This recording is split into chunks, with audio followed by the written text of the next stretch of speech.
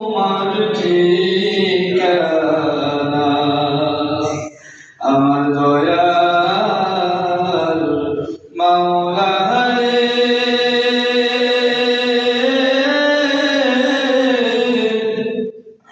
আমার দয়াল মাশূক রে, কোথায় গেলেন পাইব তোমার ঠিকানা, তোমার এবার আশায় ঘুরে আমি দেশ বিদেশে, কোরআনের ময়দানে করলাম বিছানা, তোমার খোঁজে আমি পাইলাম না। আলহামদুলিল্লাহ মাযুদ মুসলিয়াত রব্বিল কারীমের দরবারে অসংখ্য অগণিত শুকরিয়া যে আল্লাহ তাআলা আমাদেরকে দুনিয়ার সমস্ত কাজ থেকে অবসর করে আল্লাহর হুকুম আদায়ের উদ্দেশ্যে আল্লাহ ঘরে আসার বসার তৌফিক দান করেছে। সকলে শুকরিয়া আদায় করেন আলহামদুলিল্লাহ। এই সপ্তাহে আমরা আলোচনা করব আজকের দিন সকল অবগত আছি জুমার দিন। কি বলে জুমার দিন? এই জুমার দিনের গুরুত্ব এবং ফজিলত কি সে সম্পর্কে কোরআন এবং হাদিসের আলোকে ইনশাআল্লাহ সংক্ষিপ্ত আলোচনা করব। সূরা জুমা আয়াত নাম্বার 9। এই সূরার মধ্যে 11টা আয়াত আছে। 9 নাম্বার আয়াত আল্লাহ তাআলা জুমার গুরুত্ব বোঝাতে গিয়ে আল্লাহ তাআলা বলেন, বিসমিল্লাহির রহমানির রহিম, ইয়া আইয়ুহাল্লাযীনা আমানু ইযা নুদিয়া লিস-সালাতি মিন ইয়াউমিল জুমআহ فاسعوا إلى ذكر الله وذروا البيع ذلكم خير لكم إن كنتم تعلمون. الله رب العالمين يا أيها الذين آمنوا هي من تدبر إذا نودي للصلاة যখন তোমাদেরকে জুমার নামাজের আযানের জন্য ডাকা হয়, জুমার নামাজের জন্য আযান দিয়ে ডাকা হয়। ইয়া আইয়ুহাল্লাযীনা আমানু ইযা নুদিয়া লিস-সালাত মিন ইয়াউমিল জুমআতি ফাসআউ ইলা যিকরিল্লাহ। যখন জুমার আযান দিয়ে ডাকা হয় কি করবে তোমরা? আল্লাহ নিজে বলেন ফাসআউ ইলা যিকরিল্লাহ, দুনিয়ার সব কাজ ছেড়ে আল্লাহর স্মরণে, আল্লাহকে স্মরণ করার জন্য তাড়াতাড়ি মসজিদের দিকে চলে আসো। সুবহানাল্লাহ। তাহলে জুমার গুরুত্ব আল্লাহ তাআলা নিজেই দিচ্ছেন, আল্লাহ নিজেই জুমার দিকে আহ্বান করতেছেন। ইয়া আইয়ুহাল্লাযীনা আমানু ইযা নুদিয়া লিস-সালাতি মিন ইয়াউমিল জুমআহ ফাসআউ ইলা যিকরিল্লাহি ওয়া যারুল বাই'আ। আল্লাহ রাব্বুল আলামিন দুনিয়ার মানুষদেরকে সম্বোধন করে বলেন, ও দুনিয়ার মানুষের মধ্যে যারা ঈমানদার, শোনো, যখন তোমাদেরকে জুমার দিন আমি আল্লাহর স্মরণে, আল্লাহর ইবাদতের জন্য ডাকা হয়, জুমার নামাজের জন্য তোমাদেরকে আহ্বান করা হয়, ফাসআউ ইলা যিকরিল্লাহ। এ দুনিয়ার মানুষ, দুনিয়ার কাজ তোমার পরে, দুনিয়ার কাজ তোমার পরে, আল্লাহর হুকুমে আল্লাহকে স্মরণ করার জন্য তোমরা মসজিদে চলে আসো। ফাসআউ ইলা যিকরিল্লাহি ওয়া যারুল বাই'আ, এবং দুনিয়ার বেচাকেনা, দুনিয়ার ব্যবসা, দুনিয়ার কাজকাম সব ছেড়ে দাও। যালিকুম খায়রুল লাকুম ইন কুনতুম তা'লামুন। ও দুনিয়ার মানুষ, আমি আল্লাহ তোমাদেরকে জুমায় আসার জন্য, নামাজে আসার জন্য আদেশ করতেছি। যালিকুম খায়রুল লাকুম, যদি তোমরা আমি আল্লাহর এই কথা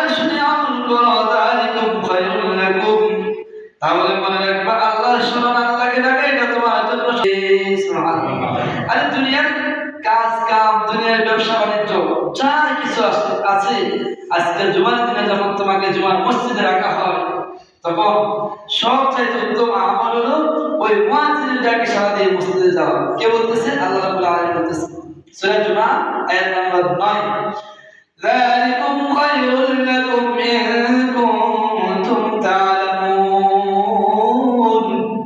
আল্লাহ বলেন, জানো এই দুনিয়ার অনেক মানুষ আছে, চোখ আছে, কান আছে, বিবেক আছে, কিন্তু মানুষ বুঝে না।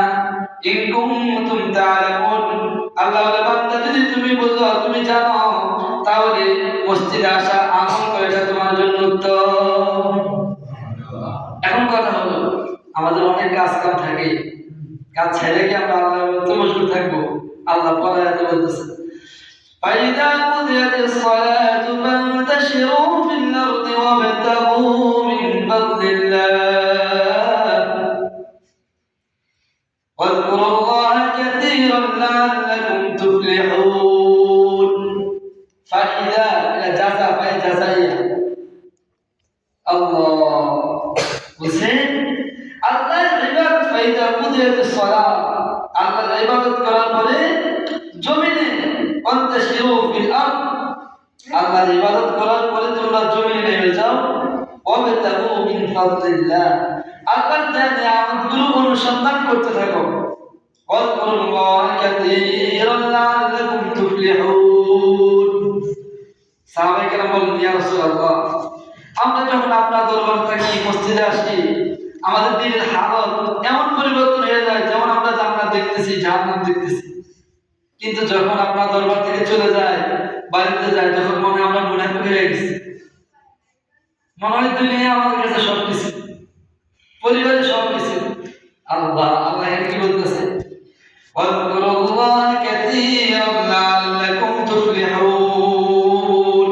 বান্দা, দুনিয়ার জমিনে তুমি দুনিয়ার কাজ কাম করবা। এই আয়াতে তাফসীরে কাসিরের মধ্যে লিখছে, আমি মোতালা দেখছি যে তুমি তো আল্লাহর সাথে দিয়ে মসজিদে গেছো, নামাজ পড়ছো, ইবাদত করছো, এগুলা করার পরে যখন জমিনে নামে যাও, তখন বান্দা এগুলাকে তোমার সব কিছু বানায় নিও না, জবানে আল্লাহর নামটা বেশি স্মরণ করো। ওয়াজকুরুল্লাহ কাসীরান লাআল্লাকুম তুফলিহুন। যদি জমিনে নামে আল্লাহর স্মরণ করো, আল্লাহ তোমার কাজের মধ্যে বরকত দান করবে। সুবহানাল্লাহ। আল্লাহ তাহলে যে জুমার গুরুত্ব, আল্লাহ নিজে জুমার দিকে আহ্বান করতেছে। আমরা সূরা জুমা আয়াত নাম্বার 9 এটা দ্বারা জানতে পারলাম। আবু দাউদ শরীফ হাদিস নাম্বার 1531, عن أوس بن أوس رضي الله قال قال رسول الله صلى الله عليه وسلم إن أفضل أيامكم يوم الجمعة فيه خلق آدم।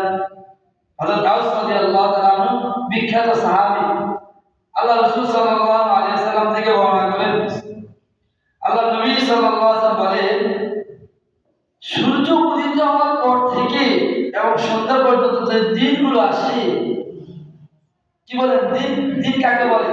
সূর্য উদিত হওয়ার পর থেকে সূর্য ডোবার আগ পর্যন্ত সময়, এটাকে তো দিন বলে নাকি?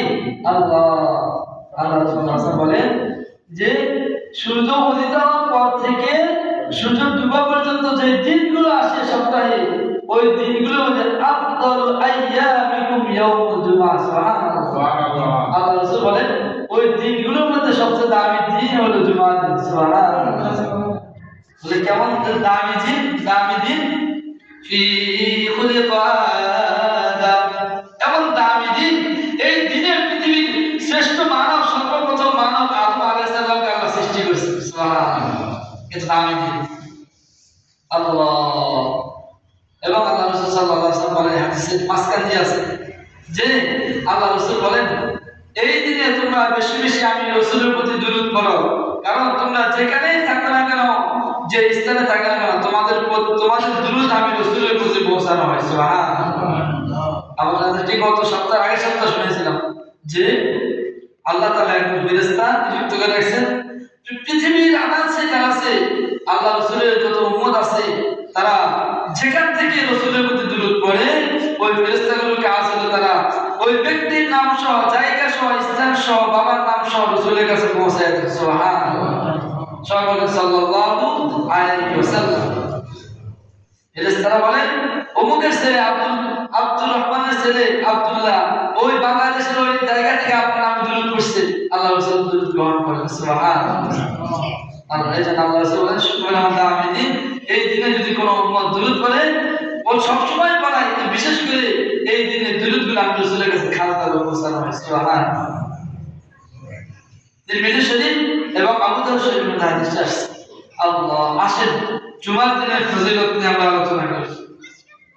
সহিহ মুসলিম শরীফের মধ্যে আসছে এবং তিরমিজি শরীফে 496 নম্বর হাদিস। عن ابي هريره رضي الله قال قال رسول الله صلى الله عليه وسلم ان لله ملائكه يطوفون بالطرق ويطلبون من عباده الذين يذكروا الله يوم الجمعه. সহিহ বুখারীতে আছে, আবু দাউদ শরীফে, তিরমিজি শরীফে হাদিসটা আছে যে জুমার দিন যখন আসে, এখন কথা হলো জুমার দিন কখন থেকে ধরা হবে। আরবিতে দিন আগে শুরু হয়ে যায়, বৃহস্পতিবার সন্ধ্যার পর থেকে নিয়ে জুমার রাত এবং জুমার দিন অন্তর্ভুক্ত হয়ে যায়। বৃহস্পতিবার মাগরিবের পর থেকে জুমার রাত, পরের দিন হলো জুমার দিন। আল্লাহ। এই বুখারী এবং মুসলিম তিরমিজি শরীফের হাদিসের মধ্যে আল্লাহ রাসূল বলেন জুমার ফজিলত হলো যেদিন জুমার দিন আসে, জুমার দিন ফজরের পরে আল্লাহ রাব্বুল আলামিন পৃথিবীর যত মসজিদে জুমার নামাজ হয়, তাহলে গুরুত্ব সাগর যত জায়গায় জুমার নামাজ হয়, সব মসজিদে এবং রাস্তার কোনায় কোনায় মোড়ে মোড়ে আল্লাহ ফেরেশতা দাঁড় করে দেন। সুবহানাল্লাহ। এবং সহিহ হাদিস, হাযা হাদিসুন সহিহুন হাসান, স্পষ্ট লেখা আছে কিতাবের মধ্যে যে সহিহ হাদিস, আল্লাহ ফেরেশতাদেরকে দাঁড় করে দেন। এমন কথা হলো কেন দাঁড় করান? আল্লাহ يطلبون من عباده الذين يذكرون الله يوم الجمعة. আল্লাহ নবী সাল্লাল্লাহু আলাইহি ওয়াসাল্লাম বলে, ও আমার সাহাবীরা, যখন জুমার দিন ফজরের নামাজ পড়ে সকাল হয়, আল্লাহ রাব্বুল আলামিন পৃথিবীর আনাচে-কানাচে মসজিদগুলোতে রাস্তার মোড়ে ফেরেশতা দাঁড় করে দেয়। আল্লাহর বান্দারা যখন জুমার নিয়ে প্রস্তুতি নিয়ে জিকির করতে করতে মসজিদের দিকে আসে, রাস্তার মোড়ে ফেরেশতা ওই বান্দাকে সালাম দেয় এবং তার সাথে মুসাফা করে। বান্দাকে সালাম দেয়, তার সাথে মুসাফা করে। এটা কেন? রাস্তায় যারা দাঁড়া থাকেন তাদের আমল মসজিদের দরজায় যে ফেরেশতাগুলো থাকে। আল্লাহ। এখন কথা হলো যে মানুষ তো সবসময় মসজিদ নামাজ পড়তে আসে, তো সে সময় কি ফেরেশতারা বান্দাদের নাম লিখেন না? হ্যাঁ, অন্যান্য সময়ও ফেরেশতা থাকেন, নিযুক্ত থাকেন, বান্দারা নামাজ পড়ে তাদের নামাজের আমলগুলো এবং আল্লাহর দরবারে লেখা হয়। কিন্তু শুক্রবারে কি করে? বিশেষ করে আল্লাহ বিশেষ দিনে ফেরেশতা দাঁড় করে রাখেন। আল্লাহ। যেমন ধরেন রে বাড়ি কাটাতে যাচ্ছে কেনা, দেখেন একজন মানুষ ধরেন খুব বড় লোক, তো সে একটা মেহমানদারির ব্যবস্থা করছে। মেহমানদারির ব্যবস্থা করার পরে দুই ধরনের দাওয়াত দেয়। একটা হলো বিশেষ লোকদেরকে দাওয়াত দেয়, একটা হলো আমভাবে দাওয়াত দেয়। কি বলেন? সাধারণ সবাইকে দাওয়াত দেয়, বিশেষ লোকদেরকে দাওয়াত দেয়। এই বিশেষ লোকদেরকে দাওয়াত দেওয়ার জন্য বিশেষ ব্যক্তি পাঠায় এবং বিশেষ বিশেষ কাজ পাঠায়। কি বলে? পাঠায় কিনা? আল্লাহ। হাদিসের ব্যাখ্যা লিখছে যে আল্লাহ তাআলার নিজামটা এমন, আল্লাহ তাআলা প্রতিদিন বান্দার নামাজের তাসবিহাতের আমলগুলো ফেরেশতাদেরকে দেখান। কিন্তু শুক্রবার আল্লাহর কাছে বিশেষ দিন, এই দিনে আল্লাহ তাআলা বিশেষ কিছু ফেরেশতাদেরকে পাঠান এবং তারা মসজিদের দরজা দাঁড়িয়ে থাকেন। যখন আল্লাহর বান্দাগুলো মসজিদে আসতে থাকে, তখন ফেরেশতারা এই বান্দাগুলোর নাম জান্নাতের বিশেষ খাতায় লিস্ট করতে থাকে সুবহানাল্লাহ বিশেষ ব্যক্তিদের নাম বিশেষ খাতায় লিস্ট করতে থাকে আল্লাহ হাদিসের মধ্যে আসছে যে সন্ধ্যার সময় যখন রব বান্দা ফেরেশতা বান্দার নামগুলো আল্লাহ দরবারে উঠায় তখন আল্লাহ বলেন আমার বিশেষ বান্দাদের আগে লিস্ট করে আমার কাছে দেন সুবহানাল্লাহ এখন কথা হলো বিশেষ বান্দা কারা আল্লাহ যে ফেরেশতারা কতক্ষণ পর্যন্ত দাঁড়ায় থাকে হাদিসের মধ্যে আসছে যে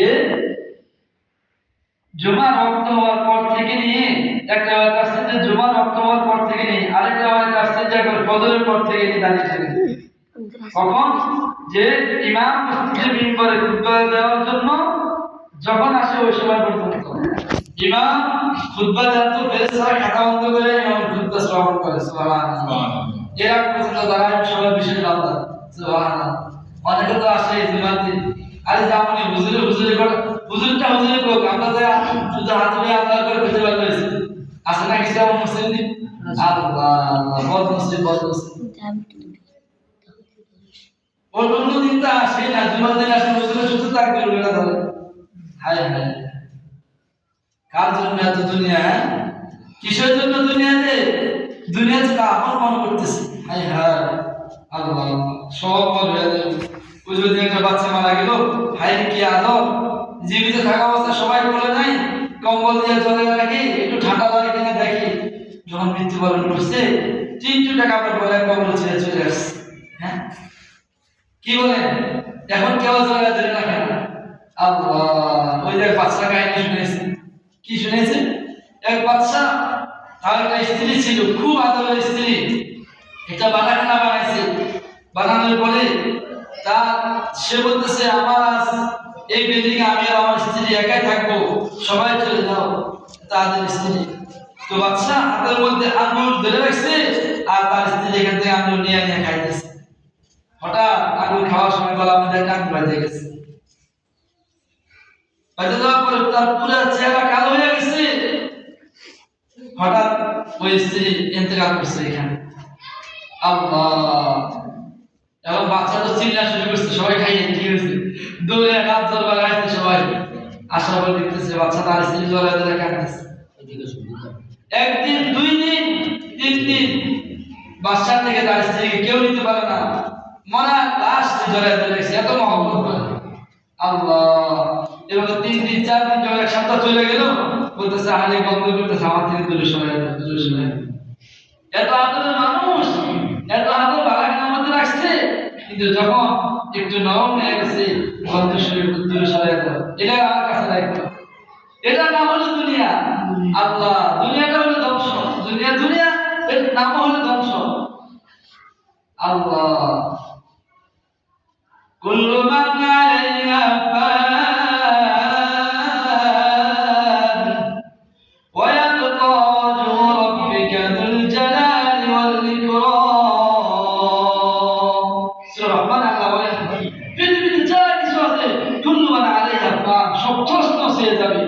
সব কিছু শেষ হয়ে যাবে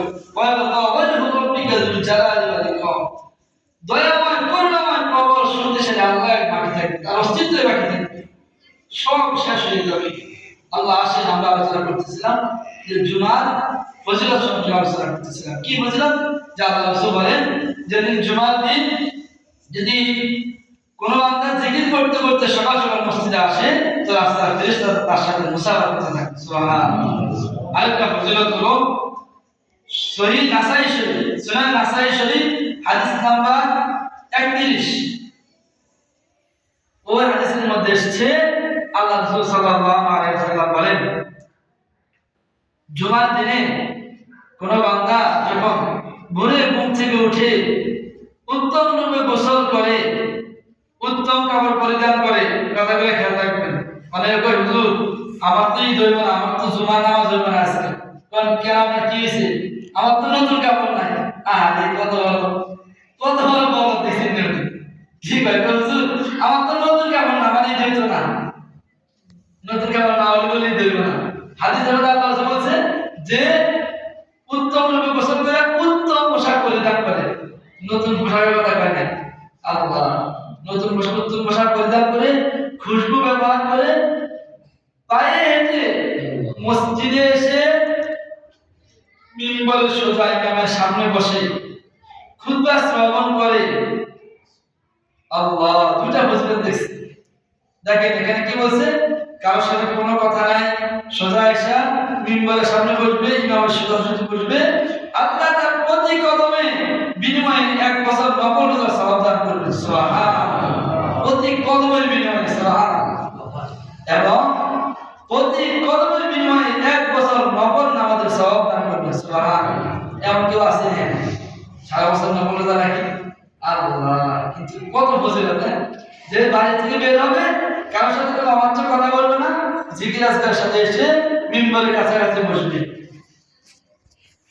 আল্লাহ তাআলা তাকে প্রতি কদমের বিনিময়ে 1 বছর নফল রোজা, নফল নামাজের সওয়াব দান করবেন। সুবহানাল্লাহ।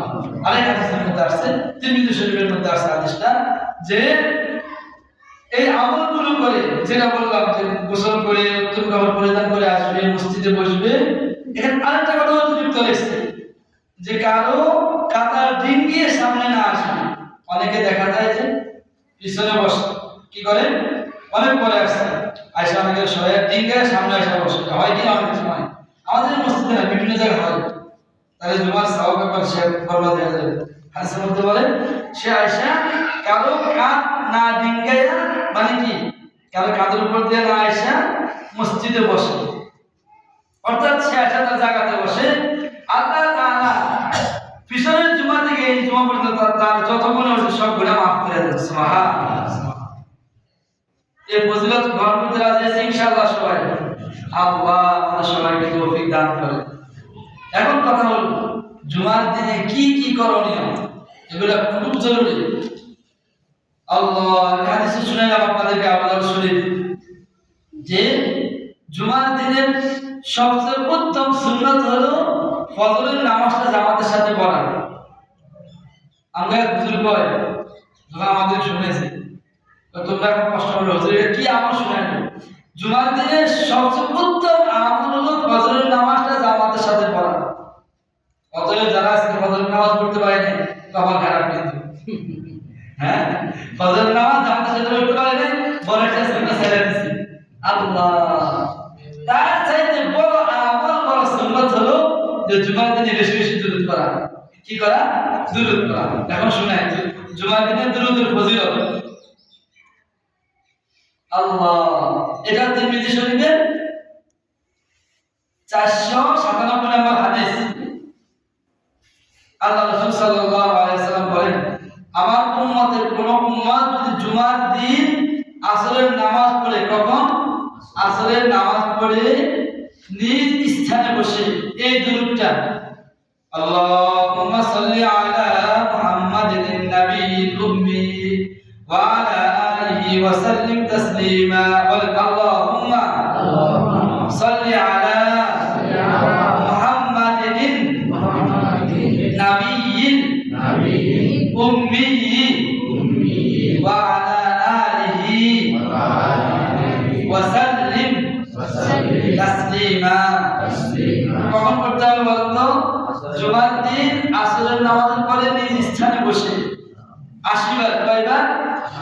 আমার যে উম্মত জুমার দিন আসরের পরে নিজ স্থানে বসে এই দোয়া, এই দুরূদ 80 বার পড়বে, আল্লাহ তার পিছনে 80 বছরের গুনাহ মাফ করে দেবে। সুবহানাল্লাহ। 80 বছরে কেউ আসেনি, হয়তো 2-1 জন আছেন। আল্লাহ, বিনা কষ্ট দেখি সওয়াব।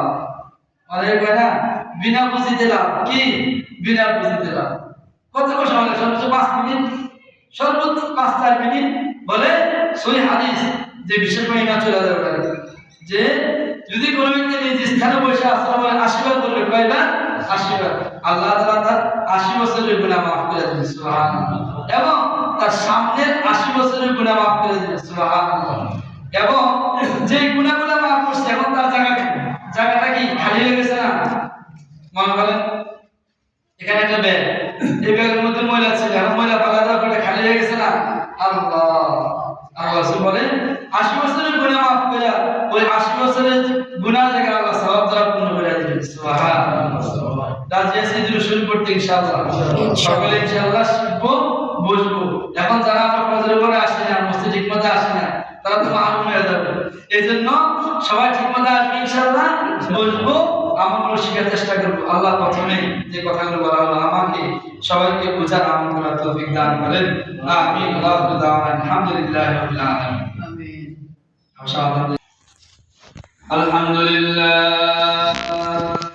আলহামদুলিল্লাহ নাহমাদুহু ওয়া নাস্তাঈনুহু ওয়া নাস্তাগফিরুহ ونعوذ بالله من شرور أنفسنا ومن سيئات أعمالنا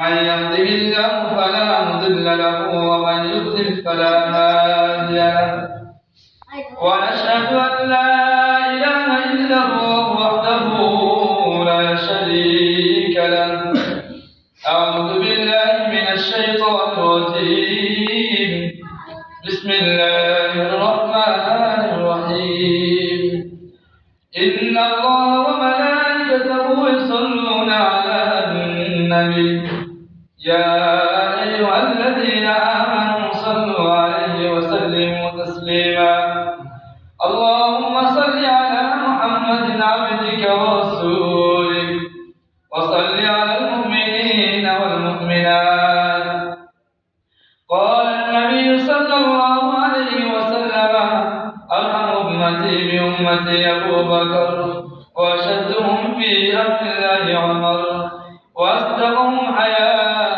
عثمان وأقضاهم علي وفاطمة سيدة نساء أهل الجنة والحسن والحسين سيدا شباب أهل الجنة اللهم ارحمنا فإنك خير الراحمين اللهم احفظنا من كل بلاء الدنيا وعذاب الآخرة واحفظنا فإنك خير الحافظين اللهم انصرنا فإنك خير الناصرين اللهم انصرنا فإنك خير الحافظين واعف عنا واغفر لنا وارحمنا أنت مولانا فانصرنا على القوم الكافرين أيها الناس اعبدوا الله ولا تشركوا به شيئا إن الله يأمر بالعدل والإحسان وإيتاء ذي القربى وينهى عن الفحشاء والمنكر والبغي يعظكم لعلكم تذكرون